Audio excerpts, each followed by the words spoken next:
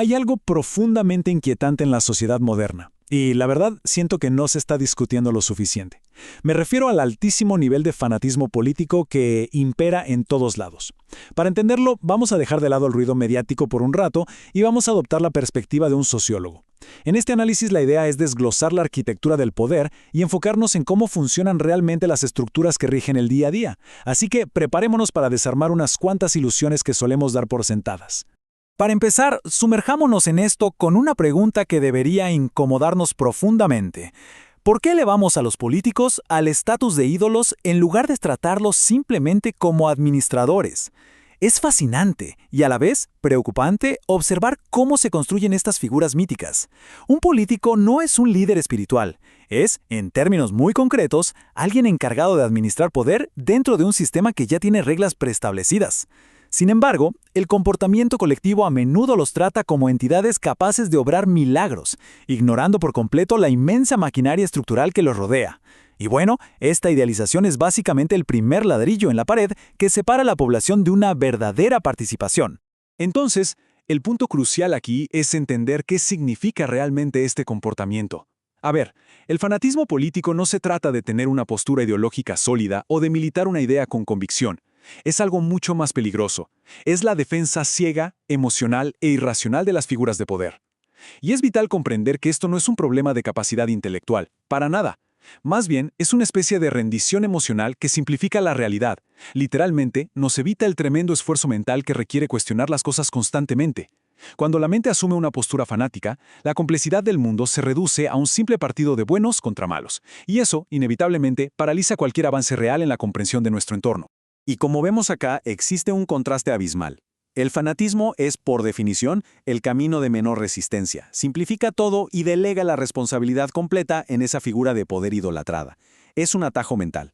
Por otro lado, la participación activa es como entrenar un músculo en el gimnasio. Requiere algo mucho más demandante, que es el pensamiento crítico informado y sostenido en el tiempo. Requiere abrazar la complejidad, entendiendo de una vez por todas que los problemas estructurales no se resuelven con discursos mágicos. Participar activamente significa asumir la responsabilidad y no sentarse a esperar que otro venga a solucionar los problemas de fondo.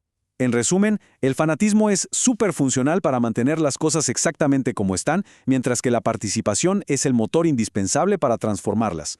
Pero la gran pregunta es, ¿por qué caemos en esto? Bueno, la defensa ciega no surge de la nada. Fíjense en estas raíces psicológicas. Son profundas y bastante incómodas.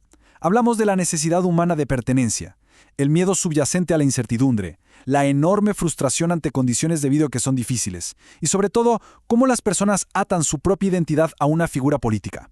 Cuando la identidad de alguien depende de que su líder sea validado, el pensamiento crítico simplemente desaparece. ¿Por qué? Porque cuestionar a ese líder significaría cuestionar quién es uno mismo.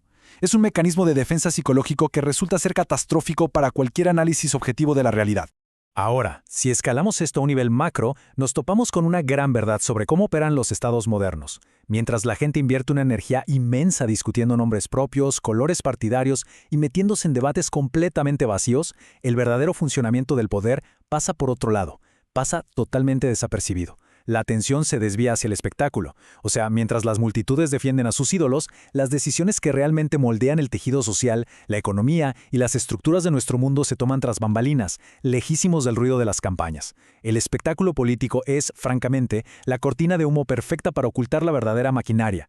De hecho, si analizamos el Estado sociológicamente, se revela una arquitectura tremenda donde los políticos tienen que navegar entre fuerzas masivas.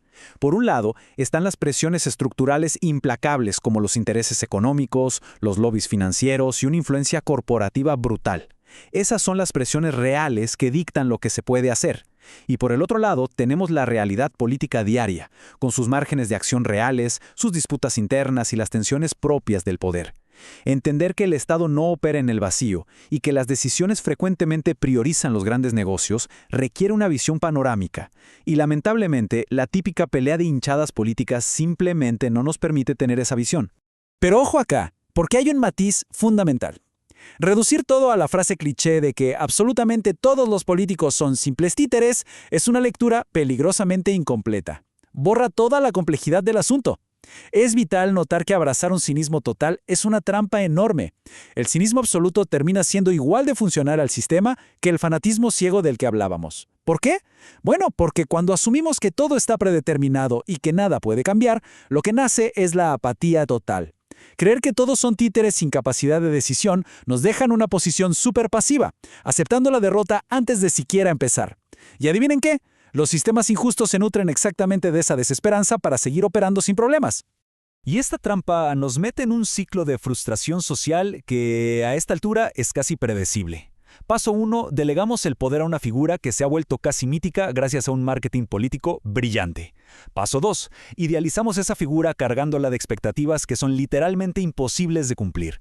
Y el paso 3, bueno, es la decepción inevitable cuando esa persona, que al final del día no es más que un funcionario humano restringido por las presiones que ya vimos, falla en cumplir la fantasía. Y lo más loco de todo es que en lugar de revisar este mecanismo y preguntarnos por qué esperábamos un milagro, la sociedad simplemente va y busca una nueva figura salvadora. Y así, el ciclo vuelve a empezar. Así que romper este ciclo de frustración permanente exige sí o sí salir de la zona de confort. Exigir un cambio real implica incomodarse, requiere la molestia de estar verdaderamente informado y, más importante aún, sostener ese nivel de análisis en el tiempo. Significa dejar de lado los eslóganes fáciles, dejar de informarnos leyendo solo titulares polarizantes y empezar a leer la letra pequeña de cómo funciona el mundo. Requiere que mantengamos posiciones críticas firmes muchísimo más allá del día de las elecciones, porque la democracia real no termina al depositar un voto en una urna, es un ejercicio de escrutinio constante, y seamos honestos, eso requiere un trabajo mental que no siempre es fácil ni divertido. Todo esto nos lleva a un giro fundamental en el análisis. Vamos a alejarnos un momento de las macroestructuras para observar algo mucho más cercano, la influencia de nuestra vida diaria. Si acabamos de establecer que los políticos son, en última instancia, administradores atrapados en una red de presiones institucionales, entonces la gran pregunta, la pregunta del millón es, ¿dónde reside realmente la verdadera palanca para lograr un cambio estructural? Si el poder de un funcionario está limitado por las corporaciones y las dinámicas financieras, necesitamos averiguar qué es exactamente lo que alimenta y le da vida a esas mismas corporaciones. Y la respuesta a eso tiene un peso inmenso. Esta frase lo resume perfecto. Las estructuras económicas masivas no existen en el vacío y definitivamente no se sostienen por arte de magia. Se mantienen en pie única y exclusivamente porque millones de personas todos los días consumen, validan y reproducen activamente esos modelos. Piensen por un segundo en esto. Un boicot de consumidores masivo y bien organizado puede hacer que una gigantesca multinacional cambie sus políticas internas en cuestión de días. Eso es poder real. El consumo no es para nada un acto inofensivo, es la validación diaria de un sistema entero. El poder institucional masivo depende 100% de la participación económica de la gente. La verdadera palanca, entonces, está en cada decisión de consumo que financia y perpetúa esas estructuras. Darnos cuenta de esto nos obliga a pasar de la simple queja a la acción. Nos obliga a tener un pensamiento crítico verdaderamente activo. Fíjense, existe una trampa que podemos llamar la trampa de la evasión. Básicamente es reducir todos los problemas del mundo a ellos, o sea, los políticos corruptos o las grandes empresas, dejando a la población común totalmente fuera de la ecuación. Es muy cómodo vivir en la queja constante pero inactiva.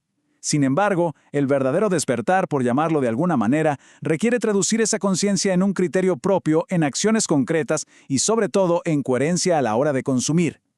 Negar el nivel de responsabilidad que se tiene a través de la validación diaria es en el fondo otra forma más de evadir la realidad. Entonces, para liberarnos de una vez por todas de esta manipulación, tenemos que dar un paso sociológico y psicológico vital. Hay que despojar casi neurológicamente a los políticos de todo su estatus mítico. No son salvadores que van a traer el paraíso a la tierra, ni tampoco son enemigos absolutos con poderes demoníacos. Son simple y llanamente empleados, funcionarios.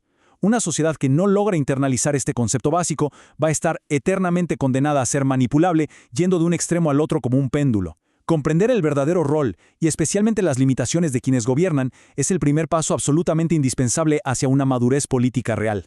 Y para cerrar este análisis, nos enfrentamos a un desafío tremendo, que es básicamente la esencia de toda esta estructura que vimos hoy. La verdadera discusión de fondo. El problema que de verdad requiere atención urgente no es qué nombre propio o qué color partidario se sienta en una oficina gubernamental. La gran pregunta que queda resonando es, ¿cómo dejamos de ser gobernados sin pensar? ¿Cómo hacemos para trascender ese fanatismo pasivo y convertirnos en participantes activos que entienden el peso monumental de su propio consumo y sus acciones diarias? Las cartas ya están sobre la mesa. La respuesta final y la verdadera acción va a depender pura y exclusivamente de cómo decidamos vivir, pensar y consumir a partir de este preciso momento.